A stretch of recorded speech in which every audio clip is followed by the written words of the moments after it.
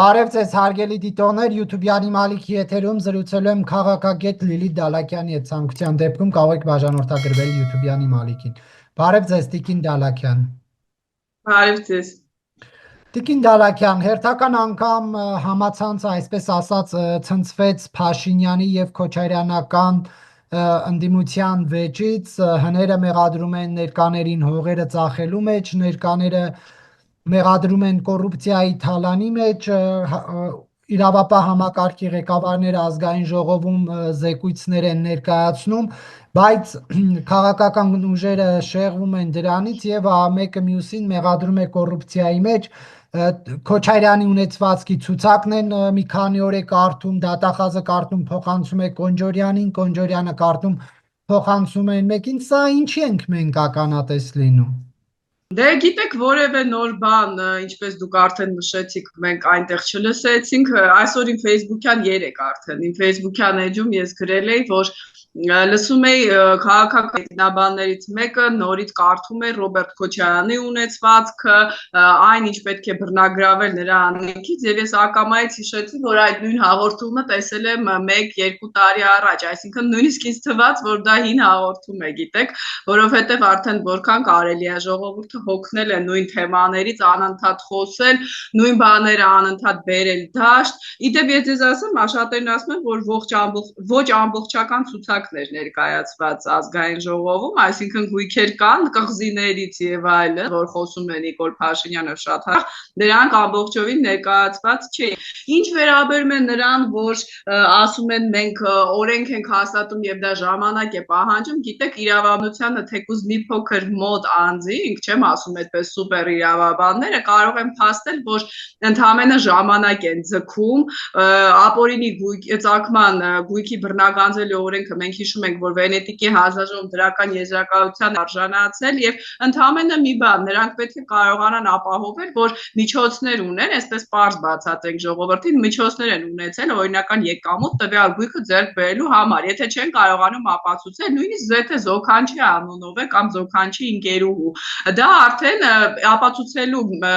բարդությունը նրանց վրա է դրված, այդ անձանց, բայց Ռոբերտ Քոչարյանը կամ նրա ընտանիքի անդամները չեն կարող բացատրել նախագահի աշխատավարձով ինչպես են տիրացել այդ գույքին։ Իսկ որ ասում են խելացի է դրա համար, գիտեք, օրինակ մրցույթներ են անցկացվել, դրա մասին բոլորը շատ լավ գիտեն եւ շատ հեշտ կարելի է բարձել կեղծ մրցույթներ, կեղծ հաղթողներ եւ ասենք պետական գումարներով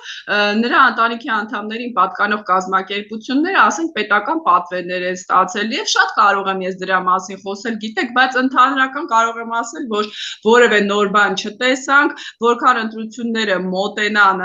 նույնիսկ հնարավոր է 1-2 գույք բռնագ գանձեն, չեմ զարմանա, եթե այսպես շատ վատ իրավիճակ լինի 1-2 ամսով Ռոբերտ Քոչարյանին ձերբակալեն, ես սա շատ անհավանական եմ համարում, բայց դե նպատակը մեկն է, էլի գնալ ընտրությունների, էլի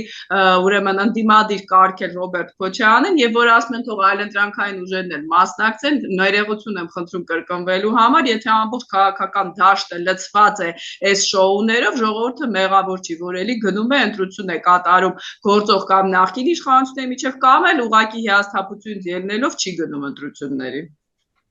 Ինչպես դուք նկատեցիք 2 տարի առաջվա ցուցակ են կարդում, անկեղծ այդ ցուցակը նաև իմ ձեռքում էր հայտնվել եւ ես մոտ տարի ու կես առաջ շրջել եմ այդ հասցեներով, այդ գույքերը նկարել եմ, ցույց եմ տվել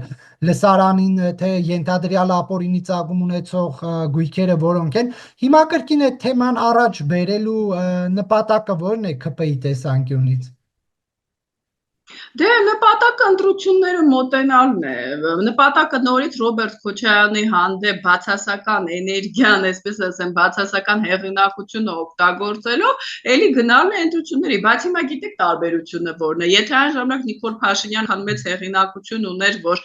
այսպես ատելությունից ելնելով Քոչարյանի հանդեպ գնում ընտրում էին իրեն, հիմա շատերը հիասթափված են եւ ISW-ն, դա ամերիկյան հեղինակավոր ինստիտուտ է, 10-12 50% էր արդեն մի քանի ամիս առաջ Փաշինյանի հեղինակությունը գնահատել։ Եվ եթե այսպես շարունակվի, ես վատագույն սցենարին եմ հավատում, որ կարող է ժողովուրդը կներեք իհարկե ինադից ելնելով արդեն գնա եւ որոշակի քվեներ էլի տա Ռոբերտ Քոչարյանին, Սերժ Սարգսյանը մի փոքր այստեղ լուսանցքային է խոսենք այդ թեմայի վերաբերյալ, այսինքն ես նույնիսկ մտավախություն ունեմ, որ Նիկոլ Փաշինյանի խաղը կարող է շատ վատ ավարտվել իր, բայց ավելի կարևոր է Հայաստանի Հանրապետության համար։ Խոսքը չի վերաբերում, որ Քոչարյանին կընտրեն, ժողովուրդը իհարկե մեծամասամբ այդպիսի քայլ չի անի, բայց նրա ձայները գուցե շատանան, գուցե նա օգտվի առիթից, օրինակ հանրահավաքներ հրավիրի եւ ժողովուրդը ինչ որ չափով մասնակցի։ Իսկ Հայաստանը փոքր երկիր է, եթե 20-ից 30,000 մարդ մի քանի շաբաթ օրինակ մնա փողոցում, կարելի է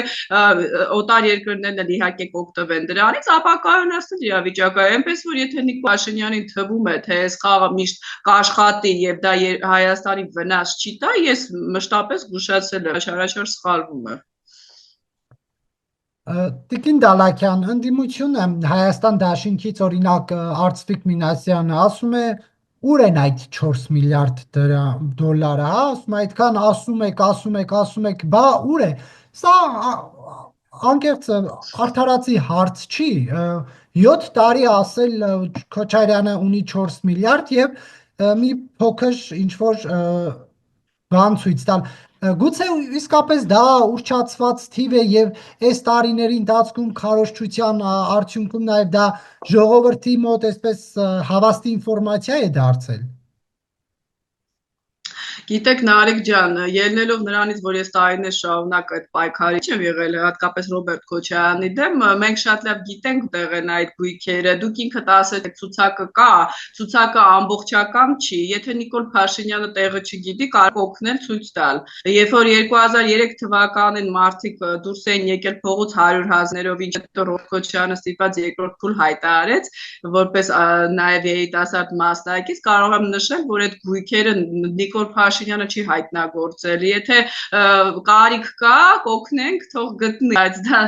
ծիծաղելի է, բացի այդ Ռոբերտ Քոչարյանը չի էլ հերքում, չի էլ կարող հերքել, որովհետև Հայաստանը փոքր երկիր է, երբ որ ասում ես բա սա քեզ է պատնում, սա քեզ է պատկանում, դա հոբ ասեղ չի թաքնեն, այսինքն ու այլ հարց է, որ Նիկոլ Փաշինյանը իր այս քաղաքականությամբ է արել, որ այո, հիմա այս մարդիկ կարող են ասել ուրա, որևէ բան չունենք, նույն Սերժ Սարգսյանը մենք ինչ ենք անդադ Ռոբերտ Քոչարյանի վրա ես չեմ հասկանում շեշտադրում անում, ինչա Սերժ Սարգսյանը աղքատ, եկեք մի հատ այդ նախաձեռնությունը շարունակենք, կարծեմ Դավիթ Սասարյանն էր, չէ՞, մետրոյում գումար հավաքենք այդ մարդու համար, խեղճ մարդ, հետո էլ դատարանը արդարացրեց, բայց հո մենք դատարանի արդարացմանը չենք հավատում, ինչ այս երկրում ուզում եք մոտեցեք, բոլորն էլ գիտեն ում ինչ է պատկանում,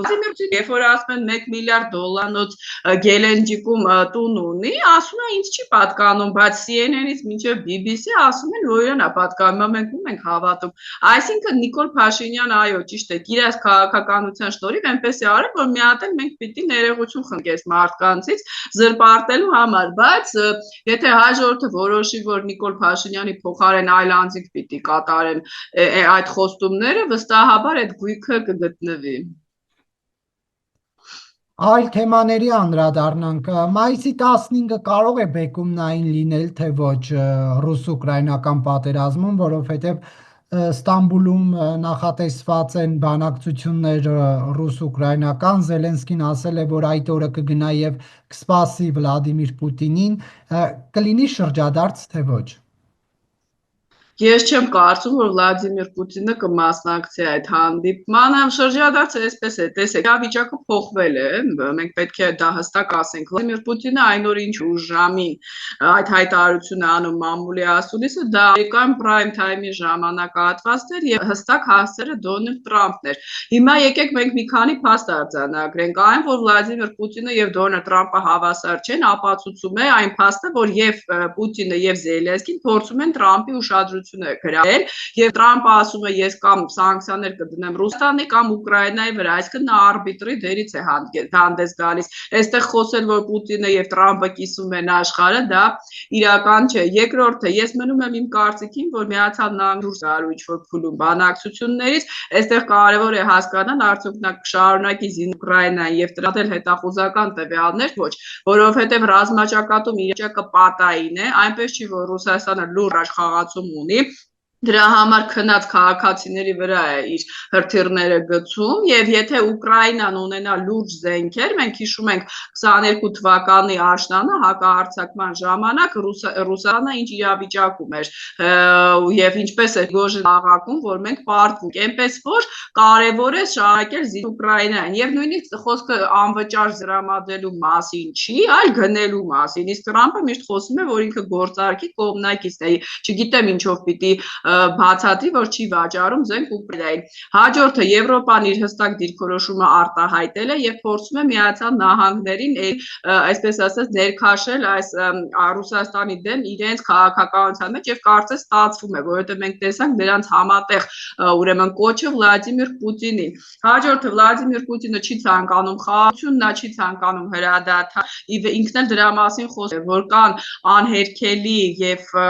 խոչընդոտներ լուրջ խաղաղության գնալու համար էլի կրկնում է այդ 4 շրջանը իրենցնելը, որը ի դեպ նա չի գրավել, էլի կրկնում է Ուկրաինայի բանակի թվի կրճատման մասին իր պահանջները, որոնք անիրականանալի են։ Ի դեպ նման է Հայաստան-Ադրբեջան իրավիճակին, այնպես որ ես որևէ լուրջ առաջխաղացում չեմ սպասում, Վլադիմիր Պուտինը ընդհանուր ժամանակ է շահում, երբ Միացյալ Նահանգները վերջապես որոշի դուրս գա բանակցությունից եւ զինի Ուկրաինային կամ որոշի դուրս չգա, բայց այնպիսի մեթոդների դիմի, որ Ռուսաստանը ստիպված արդեն իրական բանակցությունների մասնակցի, այդ ժամանակ իրավիճակը փոխվի։ Բայց քանի դեռ Տրամպը չի գիտակցել լիովին, որ Ռուսաստանին անհրաժեշտ է բերել իրավական միջազգային իրավունքի դաշտ, այս բանակցությունները եւ ձևական կներկայացության մասին խոսքերը շարունակվեն։ Այսինքն այդ օրը ինչ որ հանգուցալուծում տեղի չի ունենալու, չսպասենք նման փոփոխության։ Ոչ, ես չեմ կարծում, որ Տրամպը կգնա Ստամբուլ, ես չեմ կարծում Վլադիմիր Պուտինը կգնա Ստամբուլ, առանց այդ հանդիպման որևէ լուրջ առաջընթաց չի կարող լինել։ Զելենսկին իմ կարծիքով Ստամբուլում Ռուբիոյի հետ կհանդիպի, բայց քանի դեռ ուղիղ բանակցություններ չեն ցել Պուտինի եւ Զելենսկու, չէ՞ որ լուրջ առաջընթաց ես այստեղ չեմ տեսնում։ Նորից եմ կրկնում, Ռուսաստանը չի գնա որևէ լուրջ բանակցությունների, քանի դեռ իրեն չստիպել, ինչպես ասեց Մակրոնը, որ նա հարգի միջազգային իրավունք։ Այսպես Պուտինը մտածում է, դե Տրամպն է, մի օր մի բան է ասում, մի օր այլ բան։ Այլ հարց է, որ Վլադիմիր Պուտինը չի ուզում զոհ դառնալ ԱՄՆ-Չինաստան բանակցություններում։ Մենք տեսանք, որ ԱՄՆ-ն ըստ էության թույլատրեց իր քաղաքականությունը Չինաստանի հանդեպ մաքսատուրքերի հետ կապված, Տրամպը հասկացավ, որ դա իրեն ձեռնտու չի, եւ վերջերս մի նախադասություն ասաց, ինչը շատ սարսափելի է իմ կարծիքով Պուտինի համար, ասաց, որ Չինաստանը կարող է օգնել Ուկրաինայի հարցում, դե այսինքն զսպել Ռուսաստանին։ Հիմա Չինաստանը դրա դիմաց ինչ է ուզելու, այստեղ ԱՄՆ-ն եւ Չինաստանը կարող են գնալ առևտրի, արդեն Ռուսաստանի հաշվին։ Մանավանդ մենք գիտենք, որ պատմականորեն Չինաստանը Սիբիրը եւ հեռավոր արևելքի տարածքները Ռուսաստանի համարում է իրենը։ Բացի այդ նա կլանում, ոսկե չի վերաբերում, որ պատերազմ է հայտարարել Ռուսաստանի, տնտեսապես ուղղակի կլանում է եւ այնպես որ Վլադիմիր Պուտինը ամեն ինչ պիտի անի, որ ԱՄՆ-ն եւ Չինաստանը իր հարցով չպայմանավորվեն։ Բացի այդ, եթե նկատեցիք, ելի Էրդողանին միջնորդի դեր տվեց, Հայաստանի համար էլ իհարկե լավ չի, որովհետեւ հասկացավ, որ Էրդողանը Եվրոպայի ուղղությամբ է շարժվում, ասելով, որ ես կգամ կպաշտպանեմ Եվրոպային, հիմա Պուտինը պիտի նորից Էրդողանին փորձի նեյտրալ իրավիճակում պահել եւ օգտագործել Թուրքիային արևմուտքը այսպես տարանջատելու նպատակով, ինչպես դա անում է Հունգարիա եւ Սլովակիայի հետ կապված։ Տիկին Դալաքյան, Վլադիմիր Պուտինը պնդում է, որ Ստամբուլի հանդիպումն անհրաժեշտ է հակամարտության սկզբնապատճառները կարգավորելու նպատակով, առաջարկել է նա, որ բանակցել 2022-ի մարտին Ստամբուլի համաձայնությունների հիման վրա, սա ինչ է ենթադրում։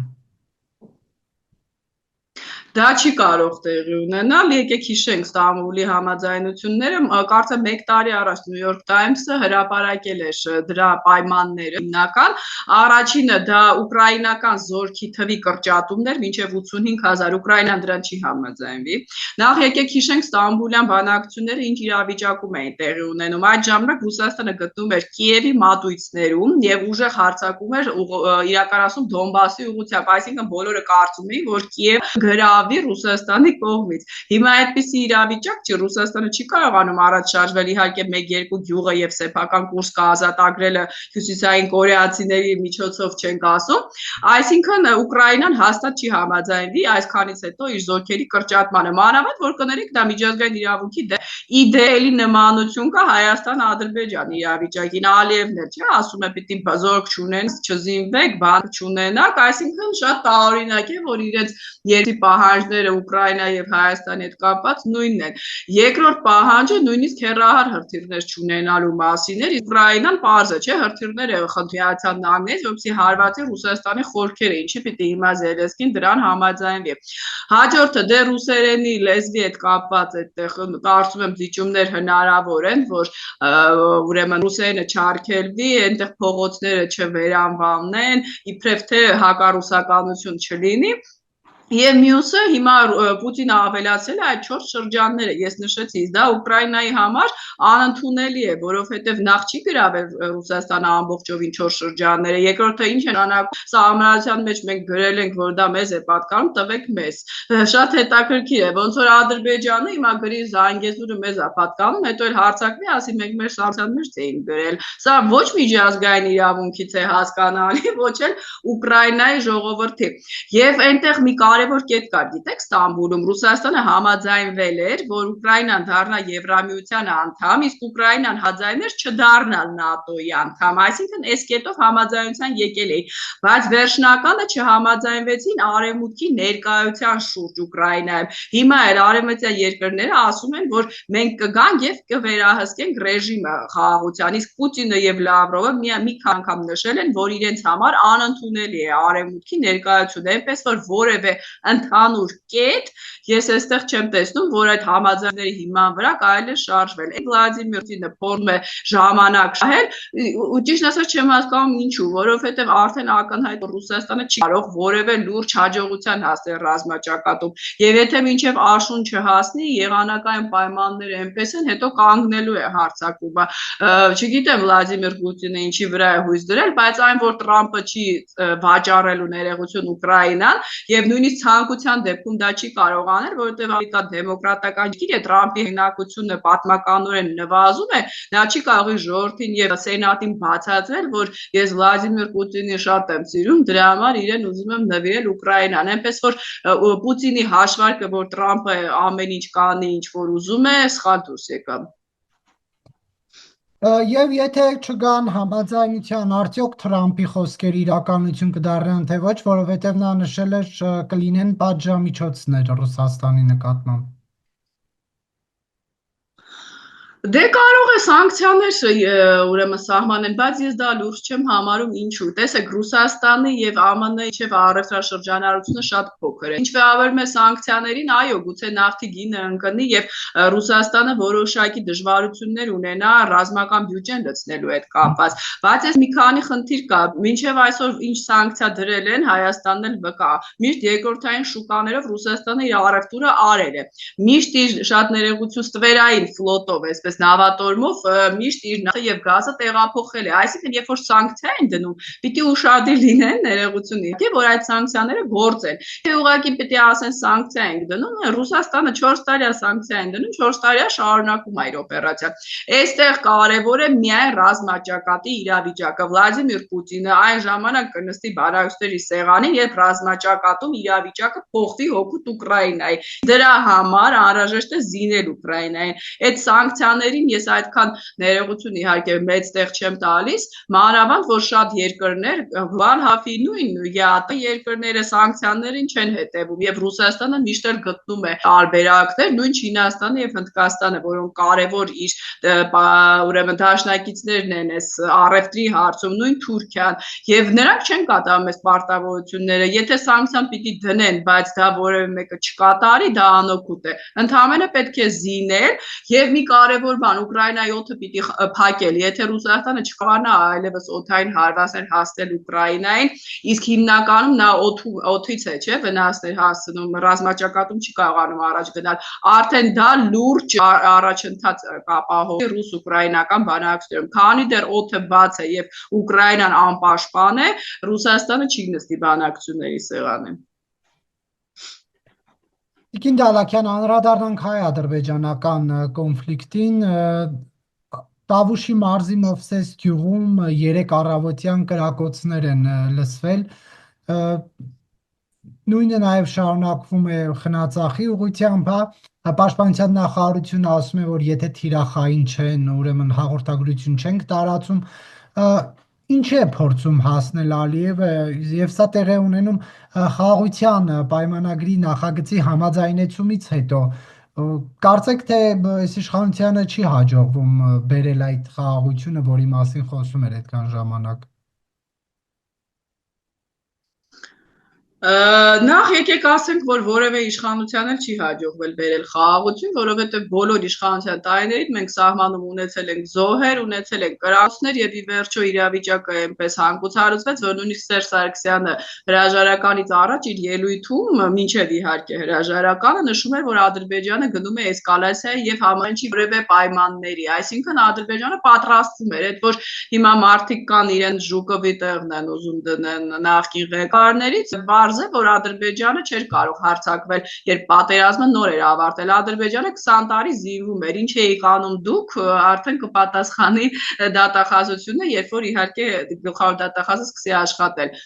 Ինչ վերաբերում է Ադրբեջանին, նորություն չկա, մենք ասում ենք, որ Ադրբեջանը չի պատրաստվում գնալ խաղաղության, Ալիևը անդադ վախի մեջ պիտի պահի հայ հասարակությանը, որպեսզի Հայաստանը չկարողանա զարգանալ, իր ներքին եւ արտաքին խնդիրները լուծել, գումարած դրա ներսում ներքին անկայուն իրավիճակը միշտ պահպանվի, բացի այդ Ալիևը ինչու չգնաց Մոսկվա, ես սկզբում նշեցի, որովհետև Ալիևը հասկացավ, որ Էրդողանը նորից կարևորություն է ձեռք բերում Պուտինի համար եւ կարծիքով ինքը կարող է այդտեղ որևէ բան շահել, հանձինս նոյեմբերի 9-րդ կետի, որը նաեւ Ռուսաստանին է պետք։ Դրա համար այստեղ մենք երկու անելիք ունենք, աշխատել մեր միջազգային գործընկերների հետ, որպեսզի զսպեն Ադրբեջանին, ինչպես զսպում էին այս մի քանի տարին,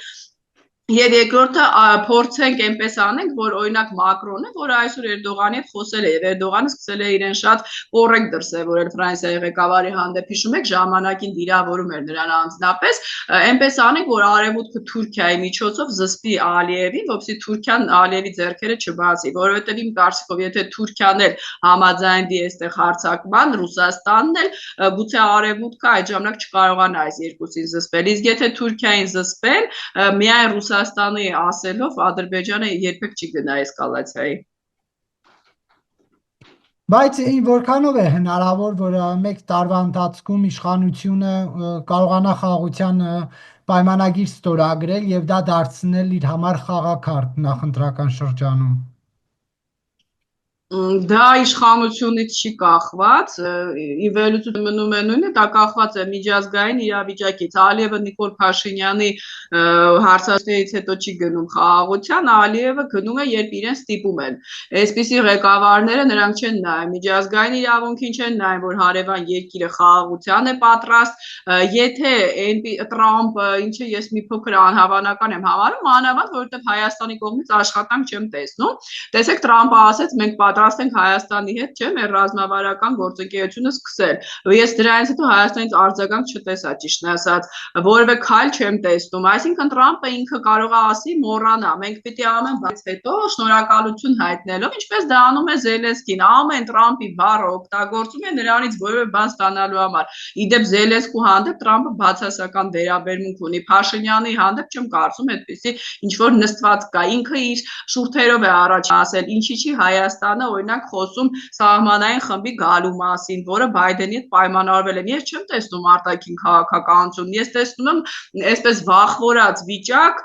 հանկարծ Պուտինը չբարկանա, բայց եկեք հասկանանք, որ Հայաստանի վրա հարձակման ժամանակ մենք էլի որևէ սխալ բան չէինք արել, այսինքն Ռուսաստանին ինչպես էլ վերաբերենք, նա մեկ է, եթե իր շահերից բխում է Հայաստանին չպաշտպանելը կամ Հայաստանի վրա հարձակում արտոնելը, կանի, ինչի ենք շարունակում այս վախվորած քաղաքականությունը։ Մանավանդ բացասական բաներ կա, եթե Արևմուտք Ռուսաստան հարաբերությունները սրվեն, իսկ ես դա կանխատեսում եմ, Հայաստանին պետք է կանգնեցնել արդեն ընտրության առջև։ Եվ ինչ է անելու Հայաստանը, այդ ժամանակ էլ չի կարող ասել, գիտես, ես վախենում եմ Պուտինից։ Հարցը չի վերաբերում, որ ասում եք Ռուսաստանի հետ մի շփվեք, ես ինքս եմ կողմնակից բալանսավորված քաղաքականությանը, նույնիսկ ասում էի, թող գնա Մոսկվա խոսի, բայց գնա ոչ թե ուղղակի նստի եւ անտրամադիր նայի շուրջը, այլ խոսի։ Հենց ինքը խնդրի Վլադիմիր Պուտինին գնա ու բանալու հարցեր տա, ասի հետո երբ եք կատարելու ձեր պարտավորությունները, ինչքան կարելի է այսպես փախ անել, անունը դնել դաշնակից ու ամեն օր այստեղ ներսում ասել, որ նրանք մեր պետականությունը ուզում են խլեն։ Ես չեմ հասկանում այս քաղաքականությունը։ Եթե երկրի երկրորդ դեմքի մակարդակով, ազգային ժողովի նախագահի մակարդակով ամեն օր ասում եք, որ Ռուսաստանը հիբրիդ հարձակում է մեր դեմ նախաձեռնել, հիմա որ մատվի ընկում գա ասելու եք այդ իրան, թե ներքի սպառման համար այդ խոսակցությունը, ժողովուրդը գիտի, մեզ մի ասեք, եթե կարող եք դրսին ասեք, եթե ոչ իմաստը չեմ գտնում այս խոսքերի, այնպես որ խաղաղությունը կարող է լինել միայն միջազգային լուրջ ճնշումների ներքո, որը կարող է իրականացնել իմ կարծիքով այս պահին միայն Միացյալ Նահանգները, այլ կենտրոններ ես չեմ տեսնում, իսկ արդյոք Հայաստանը իր աշխատանքը կատարում է, որ նահանգները դա անի, թե ոչ, կարծում եմ չի կատարում։ Իսկ Եվրոպայի ուղղությամբ աշխատանք կատարվում է, թե ոչ, թե հեռացել ենք այդ օրակարգից։ Գիտեք, Եվրոպայի ուղղությամբ ատողների մասին ես մի հարցազրույց էի նվիրել, որ ես չեմ հասկանում իրենց քաղաքականությունը։ Մի կողմը ռուսական օրակարգն են տանում, որ գուբերնիա դառնանք, միութենական պետություն եւ այլն, հաջորդ կողմը ուղղակի կենացներ է ասում, որ ես ուզում եմ գնալ Բրյուսելում ծնունդ նշել, եւ մենք ուզում ենք դառնալ ՆԱՏՕ-ի անդամ, վաղը Եվրամիության եւ արևը կշողա, մեր բոլոր խնդիրները կլուծվեն։ Որևէ քաղաքականություն չեմ տեսնում։ Նախ ապրիլի 5-ից անցել է 1 տարի։ Ինչ է արվել ապրիլի 5-ից հետո։ Խոսում էիք, որ սա պատմական շրջադարձ է, մեզ գումարներ են տրամադրում, հիբրիդ անվտանգություն է լինելու, այլևս էներգետիկ անվտանգություն, տնտեսական դիվերսիֆիկացում։ Մեկ էլ Հայաստանի Հանրապետության ղեկավարությունը կանգնում, հպարտանում է, որ ԵԱՏՄ-ի հետ ապրանքաշրջանառությունը ավելանում է։ Չեմ հասկանում։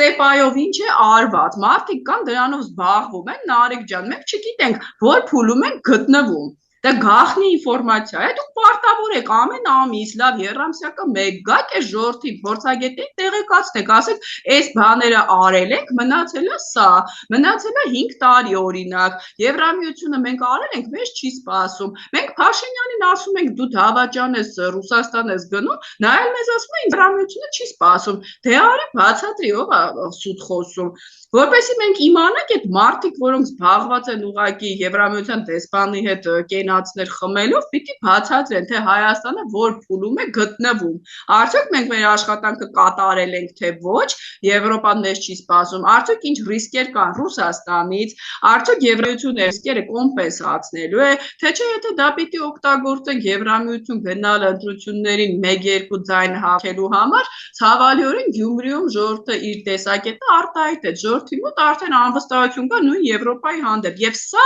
իրենց քաղաքականության արդյունքն է, որովհետեւ ժողովուրդը չի հասկանում, մենք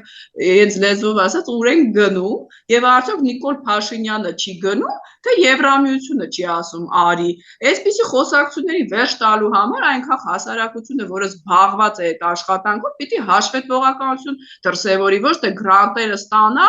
ծախսի, մենք էլ չիմանանք ինչ է արված, ինչը ոչ։ Այսինքն դուք կարծում եք, որ արևմտյան դրամաշնորհների վատնում է տեղի ունենում Հայաստանում։ Բայց դրա մասին հենց իրենց ներսում էլ շատ լավ գիտեն, որ դրա վատնում է տեղի ունենում։ Այսինքն ծրագիրը կա, ծրագրի վրա ծախսվում է X գումար, բայց բոլորը գիտեն, որ X գումարը գրպանվում է։ Հիմա ասենք գրպանվում է Եվրամիության դեսպանը տեղյակ է դրա մասին, եկեք պարզ ասենք, ինքն էլ է գրպանության մեջ, այսպես ասենք։ Թե ոչ, որովհետև Նարեկ ջան, կոկորդ են իրար պատարոտում, մենք գիտենք, չէ, ամեն մի դրամաշնորհի համար իրար վրա նամակներ են գրում, Մարագոսին, մենք կարող է այդ ամեն ինչը չգիտենք։ Ժամանակը եկեք ոլորտի մասին։ Տիկին Դալաքյան, անուններ տվեք, ովքեր են գցում Եվրոպային փողերը վերցնում են ու Անուններ, Նարեկ ջան, ես երբևիցե չեմ վախեցել անուններ տալու, հարցը դա չի, հարցը այն է, որ արդեն երբ որ ժամանակը կգա փաստերով, ժամանակը որն է, ես որպես անձնավորություն, որը այդ քննարկումների ներկա է եղել, անկեղծ ձեզ ասում եմ, ես տեսել եմ, թե ինչպես են իրար վրա նամակներ գրում Մարագոսին, հիմա պարտադիր չի, էդ էլ թող իրանք ասեն ում մասին է խոսքը, ես տեսել եմ, թե մի դրամաշնորհի համար ինչպես են իրար վրա կները ոչկա գլորում, շատ ներողություն արտահայտությանս համար, ովքեր են զբաղվում Եվրամիության հետ մեր աշխատանքով, գտնեցեք, ովքեր են այդ անունները կտեսնեք, իրենց էլ հարցեր տվեք։ Հենց հետա ես երևի առաջին մարդն եմ, ով դրա մասին խոսում է։ Մինչև այսօր այսպես տպավորություն է, թե Եվրոպայի ուղղությամբ ամեն ինչ հարթ եւ մաքուր է։ Բայց մի բան ակնհայտ է, իրենք որևէ հաշվետվողականություն չունեն այս ժողովրդի հանդեպ։ Ասում են, իրենց մեջ կան մարդիկ, Նարեկ ջան, որոնք ասում են Փաշինյանը կներեք, ռուսաստրուկ է, իրենց բառերով ասեն, ես այդպիսի արտահայտություններ չեմ ընդունում։ Ինքը ռուսամետ է եւ ինքը չի գնում Եվրոպա։ Այդ իրենց ժողովրդավարական հարթակի մեջ։ Մյուս հատվածը Փաշինյանի գովերքում է։ Հիմա ես չեմ հասկանում, Փաշինյանը դավաճան է, թե լավն է։ Ու եւ ուզում եմ հասկանամ Հայաստանի վարչապետը տեղյակ է այս իրավիճակից։ Այսինքն մեզ այնպես կռվածնում են Փաշինյանի հետ, ասում են Փաշինյանն է մեղավոր, Փաշինյանն ասում է ինձ չեն սպասում։ Դրա պատասխանը ես պիտի տա։ Տիկին Դալաքյան, այնուհանդերձ որ Մոսկվա գնալուց խոսեցիք, դա ի վերջո ինչ տվեց Հայաստանին այդ այցը, նույնիսկ տանտերը Նիկոլ Փաշինյանին հետ առանձին հանդիպում չունեցավ։ Դե ոչինչ չտվեց։ Ես ինքս նշել եմ եւ քննադատության եմ արժանացել, ինչը շատ նորմալ եմ համարում, որ Փաշինյանը այո պետք է մեկնի Մոսկվա։ Իհարկե մայիսի 9-ը լավագույն առիթը չէր, բայց ես ելնում եի այն տրամաբանությունից, որ Ալիևն էլ է այնտեղ լինելու։ Ալիևը մեզ վերջին պահին սյուրպրիզ տվեց եւ չգնաց։ Դրան գումարած ես չգիտեի, որ պետք է ադրբեջանցիները այնտեղ ուրեմն այսպես անցնեն Կարմիր հրապարակով, իսկ Հայաստանը չունենա ներկայություն։ Այս երկու պատճառները առիթ էին իհարկե, որ Փաշինյանը չգնա, բայց քանի որ Ալիևը 2 օր առաջ կարծեմ հայտարարեց, որ չի գնում, Նիկոլ Փաշինյանը 1 օր առաջ չգիտեմ ինչ պիտի հորիներ, որ չգնար, մանավանդ որ ասել էր, որ գնալու է, շտապեց։ Բայց գիտեք, այստեղ տրագեդիա չեմ տեսնում, այո, գուցե Եվրոպայում էլի մենք չհասկացված մնանք, բայց ես այդտեղ նշել էի, որ դրա համար Փաշինյանը պիտի առանձին Զելենսկուն նամակ գրի եւ շնորհավորի Ուկրաինայի ժողովրդին նացիզմի դեմ պայքարում հաղթանակի արդյոք դա որոշ չափով կմեղմացնի այս պատկերը, բայց կարծեմ դա տեղի չունեցավ։ Այնպես որ մենք այո, ոչինչ չշահեցինք, ժողովրդի մեջ իհարկե մեծ էր բացասական արձագանքը, բայց չեմ կարծում աշխարհը ավարտվել է, միշտ էլ կարելի է մեր եվրոպացի գործընկերներին, իհարկե ես դա չեմ ընդունում, բայց էլի իրենք մեր իրավիճակը գիտեն, ուղղակի ժամանակն է գործել։ Եթե իրենք գիտեն մեր իրավիճակը եւ տեսնում են, որ մենք ոչինչ չենք անում այդ իրավիճակից դուրս գալու համար, դա ուրիշ հարց է։ Իսկ եթե մենք ասենք, գիտեք, մենք այս բանը չենք կարող, բայց մեզ ժամանակ տվեք, մի քիչ էլ օգնեք, դա այլ հարց է։ Իսկ թե Փաշինյանը որն է անում, չգիտեմ։ Բայց այն որ ընդդիմությունը որևէ խնդիր չէր տեսնում, այնտեղ ներկա գտնվելու եւ որ շքերթին անցնում էին ադրբեջանցիները, դա էլ ապացուցում է, որ եթե հարցը Ռուսաստանին է վերաբերում, իդեպ դուք տեղյակ եք, որ Ռուսաստանը նոր խմբականակ է զենքի վաճառել Ալիևին, իսկ Հայաստանին ասում է, որ զենք չունի, մեր գումարներն էլ չի տալիս, պանցիրների մասին է խոսքը, այնպես որ որ գնացել էր մայիսի 9-ին, կարող էր առանձին այդ հարցներ տալ։ Իսկ երբ է այդ գործարքը տեղի ունեցել։ Դա մոտ մեկ ամսվա ինֆորմացիա է, ես դրա մասին ավելի մանրամասն կխոսեմ առաջիկա օրերին, իդեպ քննարկվել է սոցիալական ցանցերում, դա հավաստի տեղեկություն է, մինչ այդ էլ անցած տարի ես խոսել եմ մարտից մայիս ամիսներին Ռուսաստանը էլի հարձակողական զենքեր է վաճառել Ալիևին, իսկ Հայաստանին ասում է, որ զենք չունի։ Դա ինչ է նշանակում։ Դա նշանակում է, որ Ռուսաստանի ռազմավարական դաշնակիցը Ադրբեջանն է, ինչը մենք բազմիցս արդեն նշել ենք։ Մյուս կողմից դա նշանակում է, որ երբ Ադրբեջանը Հայաստանին ասում է ձեր զենքերը հետ տվեք, ումից վերցրել եք, մենք կարող ենք ասել ձեր զենքերը հետ տվեք Ռուսաստանին, մանավանդ Ռուսաստանը այդ զենքերի կարիքը ունի։ Եթե Հյուսիսային Կորեայից է զենք գնում, ուրեմն պետք է Ռուսաստանին զենք թողնել, որ Ուկրաինայի դեմ պայքարի։ Եվ այդ մատակարարումները արդեն եղել է, դուք ուսումնասիրել եք, հա, թեման, կխնդրեմ մանրամասներ ներկայացնեք, արդեն Բաքու ուղարկվել են զենքերը։ Ես տեսել եմ գործարքի մասի տեղեկատվությունը, կփորձեմ ավելի մանրամասն տեղեկացվել եւ իմ սոցիալական հարթակներում կգրեմ դրա մասին, բայց այն, որ այդ գործարքը տեղի ունեցել եւ դա չի հերքվել Ռուսաստանի կողմից, դա միանշանակ է։ Ավելի մանրամասն ես դրա մասին կգրեմ իմ սոցիալական էջում։ Քաղաքական նշանակությունը ո՞րն է դրա։ Մոսկվան զենք է տալիս Ալիևին, որ հարձակվի Հայաստանի վրա։ Դե գիտեք, որքանով գիտեմ, Ալիևը ոչ Ուզբեկստանի վրա է պատրաստում հարձակվի, ոչ Թուրքիայի, ոչ էլ Ամերիկայի։ Եթե նա միայն Հայաստանին է վախեցնում դրանով, Իրանի վրա դժվար հարձակվի, այն էլ ռուսական զենքերով, իմ կարծիքով այդ զենքերը մեր դեմ են ուղղվելու, դժվար Ռուսաստանի վրա հարձակվի։ Շնորհակալություն, Տիկին Դալաքյան։ Շնորհակալ եմ։